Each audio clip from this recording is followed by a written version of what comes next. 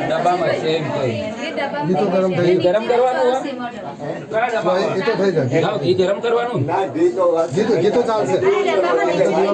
ગરમ થઈ જાય ડબ્બામાં નીચે દિવેટ એવું કઈ વાળી દો ને એક અગરબત્તી દે